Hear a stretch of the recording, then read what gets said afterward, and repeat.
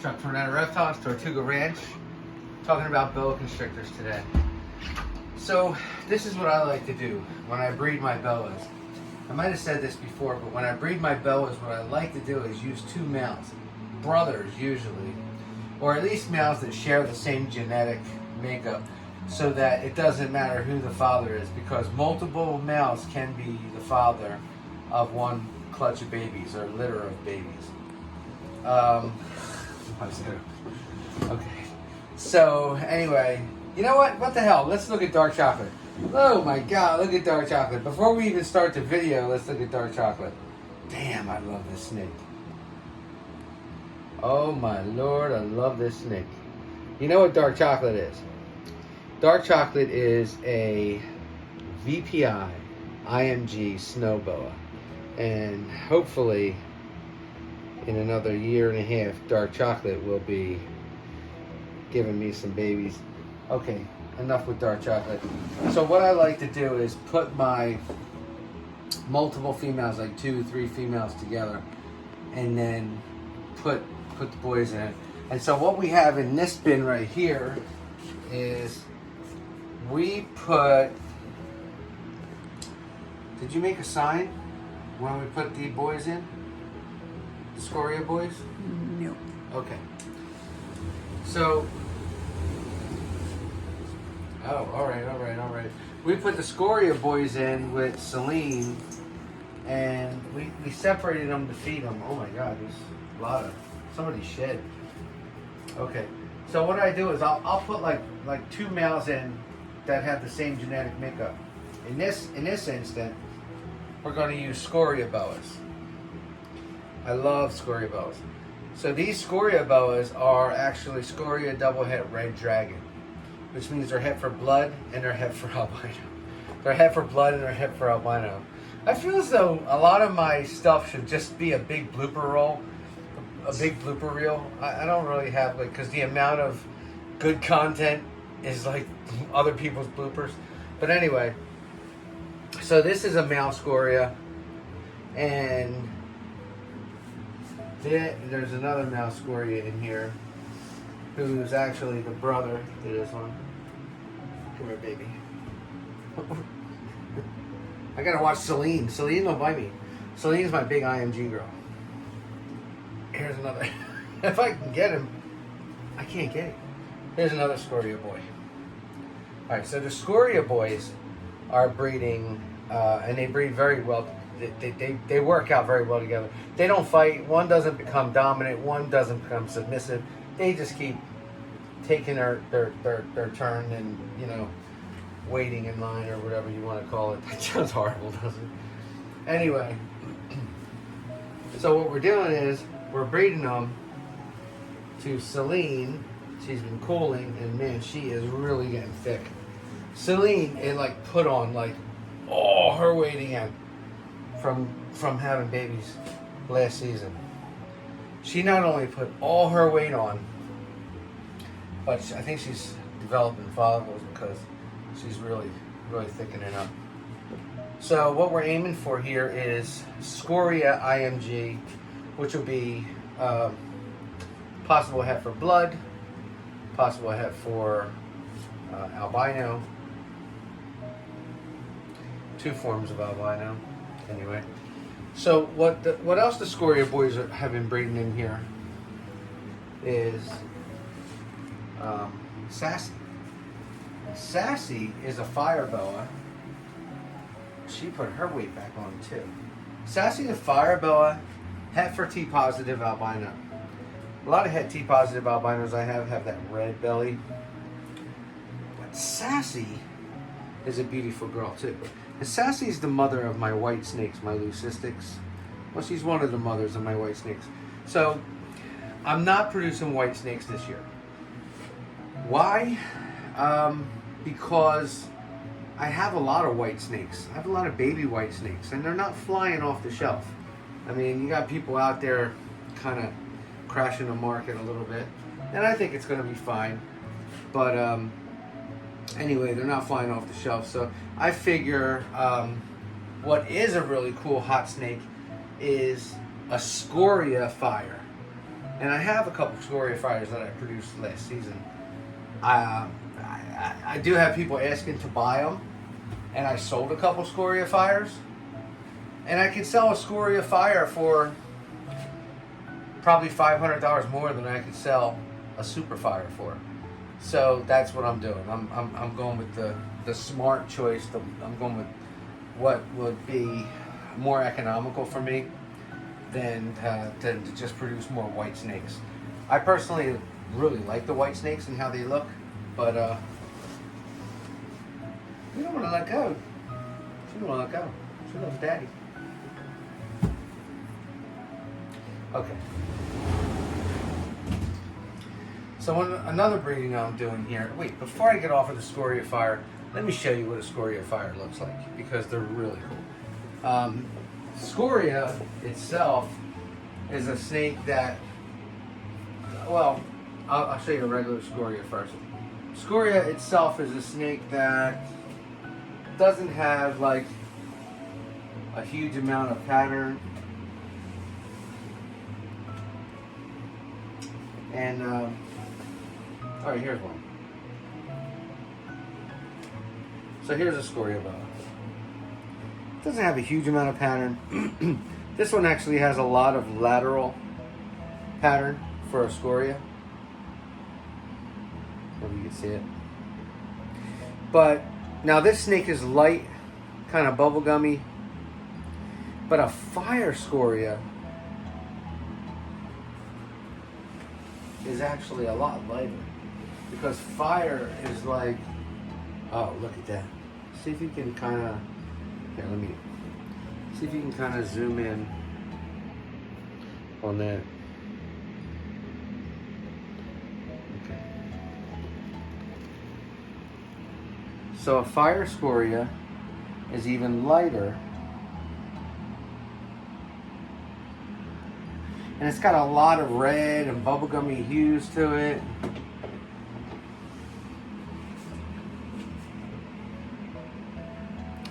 And one way we could tell, besides, you know, the belly being clear and pattern being on the sides, is if we take the snake gently, very gently, because I love these little guys, and we look at the neck, you see that fire pattern?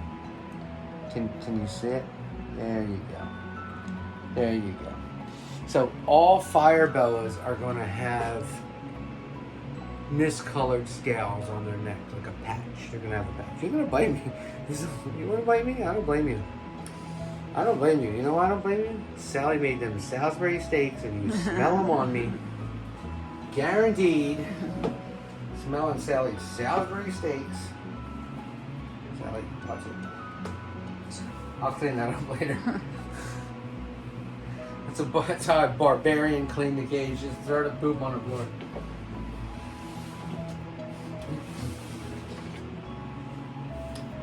Here's another Scoria fire. And just look at the colors on this animal. Insane. You can zoom, you know.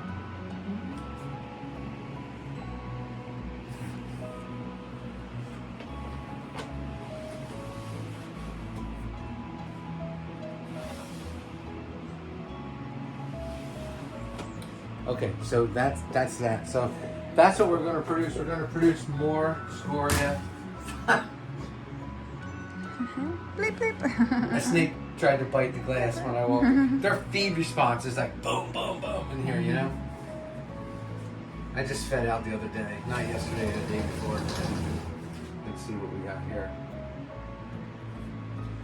I'm trying my luck. I'm trying my luck with this little guy. I have had success breeding small boas before, and this is a leopard boa. So leopard boas are Sonoran boas. They're a little smaller boas, and I mean, a leopard boa can breed at this size. Okay, this is an SIMG, so it's a type of IMG. It's not the IMG that was, you know, created, you know, by Pete Call. It's the IMG that was found in Sonoran leopard boas. It didn't have all this black on it when it was. It's also a hypo, so it's a hypo SIMG. So I'm gonna put him back. But he's breeding, if she don't bite me, she's coming to bite me. He's breeding a double het leopard albino girl. And I love the double het leopard albino girl. Can I have that hook behind you, please? She is deep in shed. Her eyes are like really blue. I just want to show you guys what she looks like. Which is she's deep in shed, but basically when she's not in shed, she is a black and white snake. She is like a black snake with a white pattern. Really beautiful. Super pretty. Shh, don't bite me. Don't bite me. I get bit by a lot of things. And I'll tell you what, that's one of the reasons why I don't ever or never had the desire to work with venomous snakes. Because I get bit. I get bit by my non-venomous snakes. No offense to anybody out there who works with venomous snakes. No offense to anybody who works with venomous snakes, because I have a lot of friends in the industry who work with venomous snakes. I just can't do it. It's not for me. One, it's illegal in New Jersey, completely and totally illegal in New Jersey.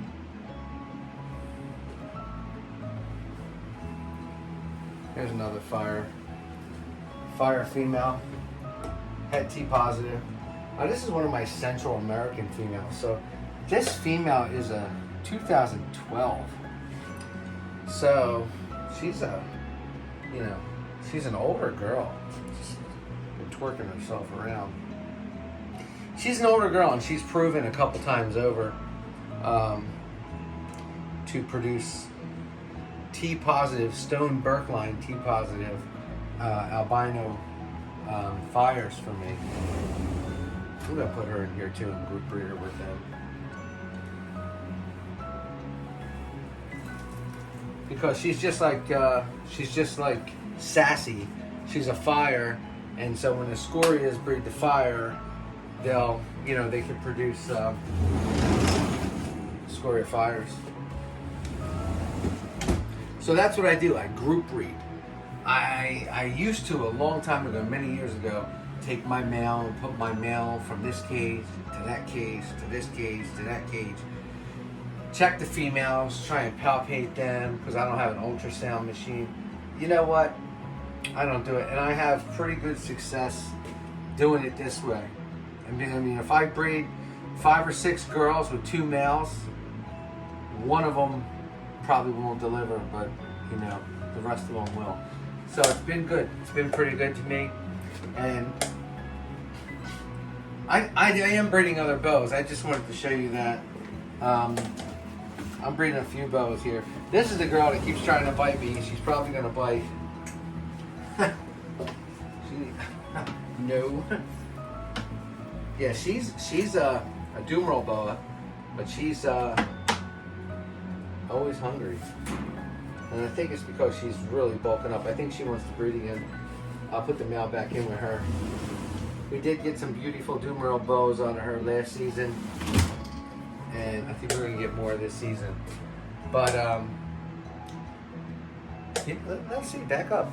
Let's see what's going on over here. So over here we got some VPI stuff breeding, and he's not breeding right now. She's in shed. He's not breeding right now. So what we have in here is we have our man Pirate here. Pirate is a VPI Snow Glow. Some people would call that a White Walker. It's a VPI Snow Hypo, and he's breeding a VPI Motley Jungle 100% het snow. So snow to 100% het snow. Then you got the jungle in there. Then he's jungle too, and then you got the Motley in there. So we should be able to produce some really cool stuff if the breeding works out. Now here I only have one of him. I don't have a brother of his or another snake that shares his genetics, so I'm not going to spread him too thin. I'm putting him on one female. And if that breeding doesn't work, okay, it doesn't work, then we'll shoot for it next year again. But But that's what we're doing there. There's a bunch of VPI albino girls here, all head snow. They're all going to be scheduled for breeding next season. I think this season is a little too early for them. Oh my God! Oh, ugh. Did not expect to see that. Excuse me, I'm going to dump this real quick.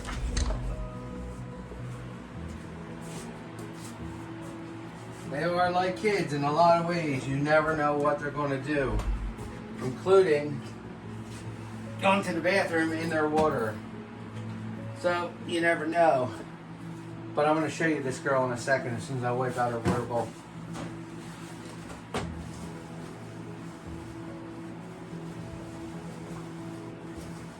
That's clean again. That for the trash. Come here, Coco. She's just a really clean Pink Panther VPI. It's one of the reasons I really love the VPIs. They have so much color, contrast. I mean, this is my only kind of normal VPI. She's also heifer snow. She's just a real pretty example of a Pink Panther VPI. If I can get her to hold still a little bit for the camera. Maybe you can catch her slithering in. I'm hoping next year for her. Anyway, Chuck Tornado Reptiles, Tortuga Ranch. Of course, we are loaded with babies. We have 65 babies in here ready to go. All pretty, all healthy. Like this little IMG.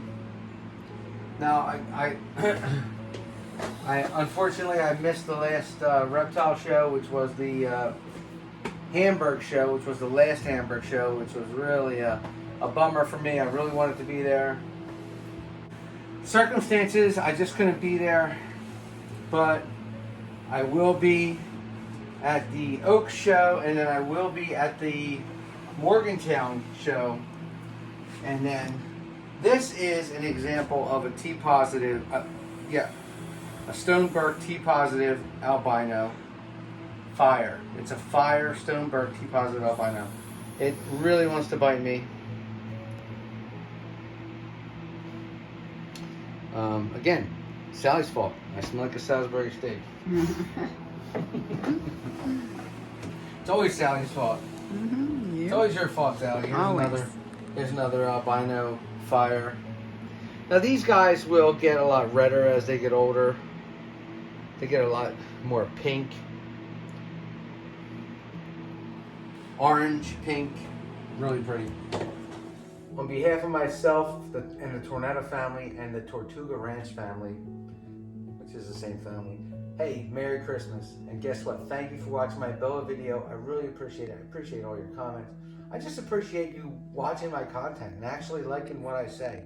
So if there's anything else that you want me to do, or if there's anything you want to know about, drop it in the comments. Let me know, and I'll do my best, okay? Merry Christmas, everybody, and thank you for watching.